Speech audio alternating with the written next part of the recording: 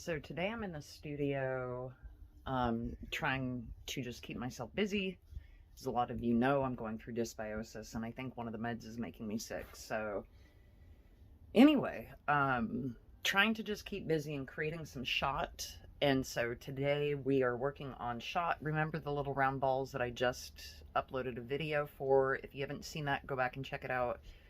I just melt scrap and make little round half balls for decor, but you can also make shot out of these. And shot, you can use one of these awesome little shot blocks. Mine happens to be from the Tucker Tool Company. I like theirs.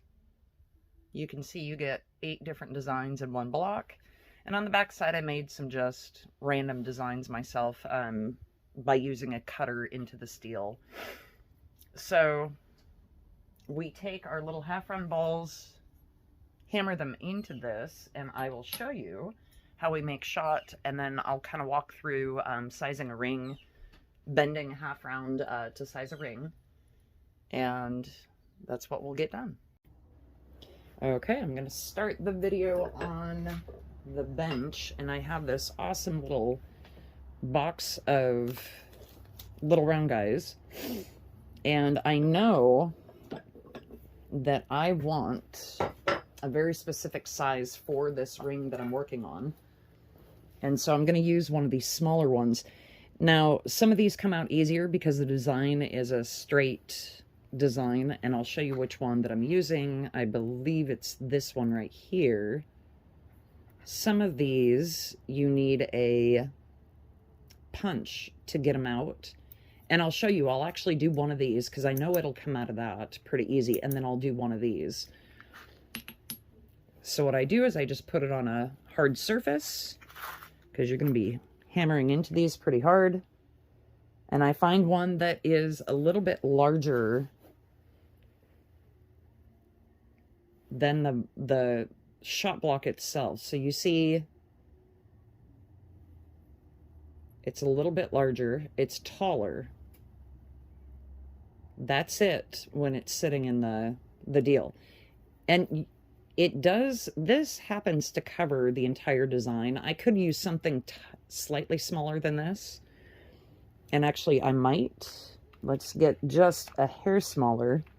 What I don't want though, I usually have bad luck if my shot is totally smooth with the surface of the block, if it doesn't sit up just by a smidge. So this one is slightly smaller. It sits up just a smidge. It does cover the design. I'm going to set it in. Get my trusty little hammer and just whack the crap out of it. Now I know, like I said, I know that this one comes out easy. There we go. And what I meant, do you see how much sterling there is on the bottom of that? So I will just grind around this. So any kind of, like the silver that, you can see the silver that pressed out, I'll just grind that around. I know that some people probably have it a perfect sizing method. So this one fits a little bit better, but this is one of those designs where I'll have to take. So this one fits a little bit better, covers the design, just barely sits above the block. And I use for punches. Now I have used smaller punches.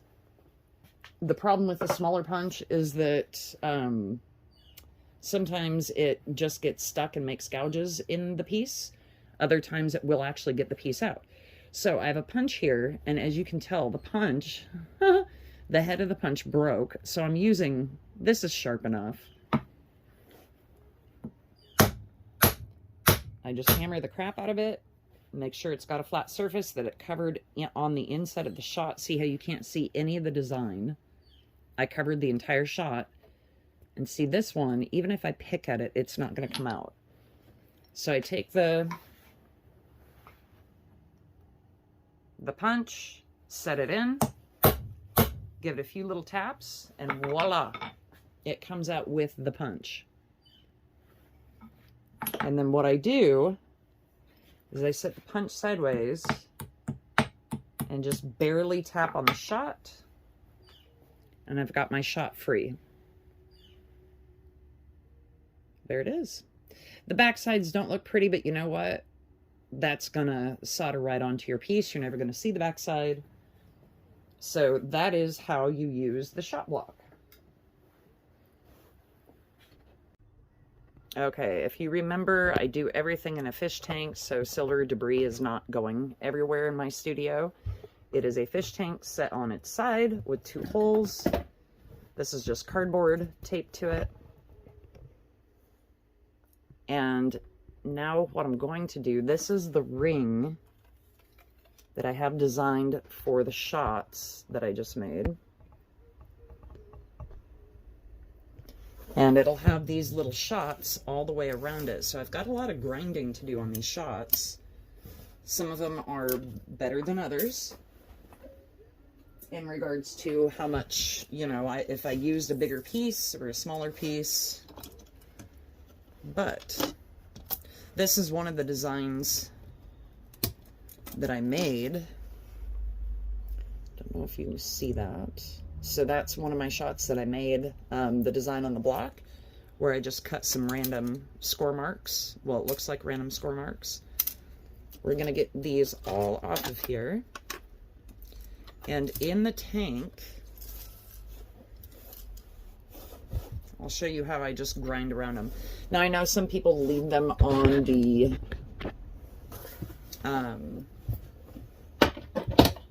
punch, and you can do that instead of holding it with a pair of pliers and grinding around them.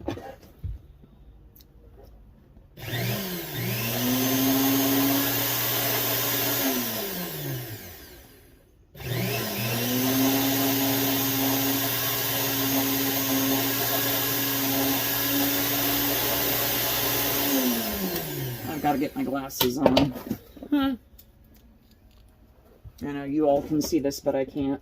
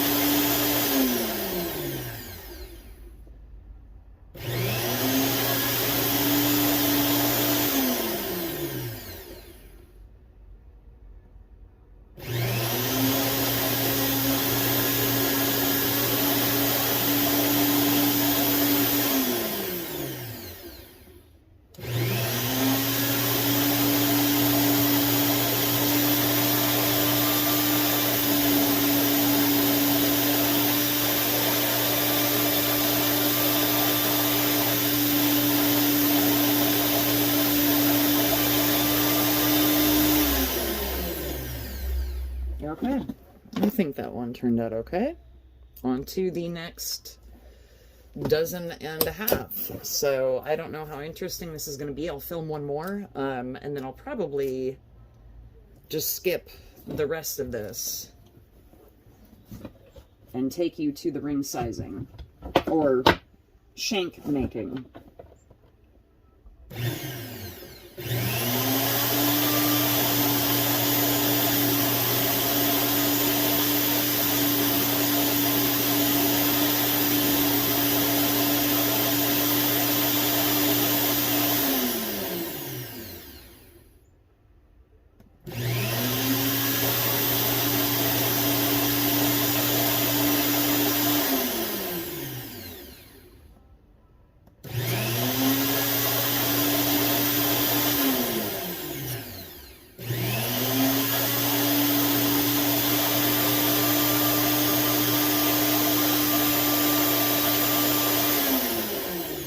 Okay, on to the next one.